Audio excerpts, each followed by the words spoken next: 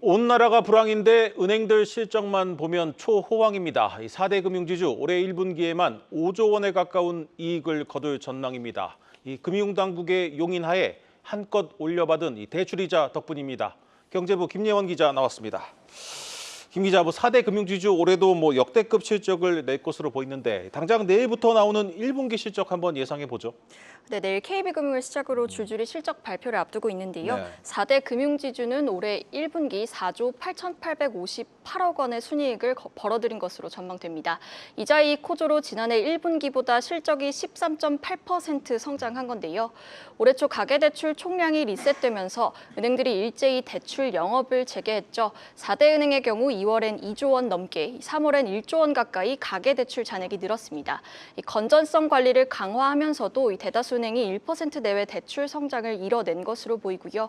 게다가 금융당국의 가계부채 관리 지침에 따라 기준금리 하락세에도 이 대출 금리는 높게 유지된 점도 호실적에 영향을 준 것으로 보입니다. 전반적으로 모두 좋은 실적을 낸 것으로 보이는데 그래도 금융지주별로 차이는 있죠? 네, 지주별로는 조금 희비가 갈렸는데요. KB금융의 성장세가 가장 눈에 띕니다. 네. 지난해 초 홍콩 H지수 주가 연계증권 사태로 대규모 손실을 봤던 것의 기저효과로 KB금융의 1분기 순이익은 50% 가까이 증가할 것으로 예상되고요. 신한금융과 하나금융은 각각 9.1%, 2.1% 증가했고 은행 비중이 90%에 달하는 우리금융은 8.2% 감소할 것으로 예측되는데요. 우리금융의 경우 ELS 타격이 가장 적었던 만큼 기저효과가 타 지주보다 덜 했고요. 또 희망퇴직 비용 등을 반영하고 자본 비율 관리를 위해 대출 영업을 다소 보수적으로 운영하면서 순이익이 감소한 것으로 분석됩니다. 네, 금융지주가 이제 역대급 실적을 낼 것으로 예상되는 만큼 투자자 여러분들은 배당을 얼마나 할지 관심이 크실 것 같습니다. 네, 맞습니다. 이 금융지주들은 실적 발표 날 이사회를 열고 1분기 배당금을 확정할 예정인데요. 이 KB, 신한, 하나금융은 배당의 예측 가능성을 높이기 위해 분기 균등 배당을 도입했습니다. 균등 배당인 만큼 1분기 배당금이 확정되면 연간 배당 규모의 윤곽도 드러날 것으로 보이는데요. 시장에선 연간 배당금을 KB 1조 2천억 원, 신한 1조 1천억 원, 하나 1조 200억 원 정도로 추산하고 있습니다. 우리금융은 1분기 순이익이 다소 감소할 것으로 보여 지난해보다는 분기 배당금이 줄어들 수 있는데요. 분기 균등 배당은 시행하지 않고 있기 때문에 시장에선 연간 9천억 원 규모의 배당을 좀 예상하고 있습니다.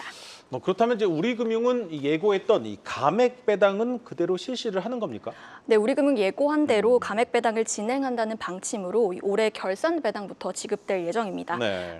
감액 배당은 이 자본 준비금을 감액해 이익 잉여금으로 돌린 뒤 실시하는 배당으로 배당 소득세를 물지 않는 비과세 배당으로 주목받고 있습니다. 다만 정부가 이 감액 배당의 과세를 검토하고 나섰는데요. 세수 결손 상황에서 비과세 배당을 허용하는 것을 두고 우려가 또 큰 데다 일반 배당과의 조세 형평성 측면에서도 지적이 나오면서입니다. 이 기대했던 수준보다는 연간 배당금이 줄어들 수 있다는 전망도 나옵니다. 네, 금융지주들 실적을 들여다보면 이 손쉬운 이자 장사라는 비판은 피하기 어려워 보입니다. 이 대선이 다가오면서 이 정치권의 압박도 거세지고 있죠. 네, 맞습니다. 조기 대선을 앞두고 정치권의 상생 압박이 좀 시작되는 조짐인데요. 네. 우선 지난 17일 이 민주당 주도로 은행법 개정안이 패스트트랙으로 지정됐습니다. 해당 개정안은 은행이 비용 부담을 대출 차주에게 전가하면서 높은 이자 수익을 얻고 있다는 문제의식에 따라 발의된 건데요. 구체적으로는 은행이 대출 가산금리에 지급준비금, 예금보험료, 출연금 등을 포함하지 못하게 하는 내용이 골자입니다. 가산금리가 줄어들게 되면 대출금리가 내려가고 그에 따라 금융지주들의 수익 원천이 되는 이자이익이 줄어들 수 있는데요. 또 게다가 횡재세 도입과 상생기금 조성 등 은행들의 막대한 재원이 필요한 공약들도 거론되고 있습니다.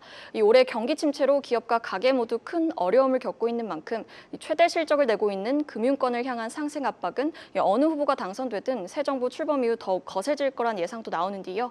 이 같은 상생 요구가 어떻게 실현될지도 향후 실적과 주주 환원의 변수가 될 전망입니다.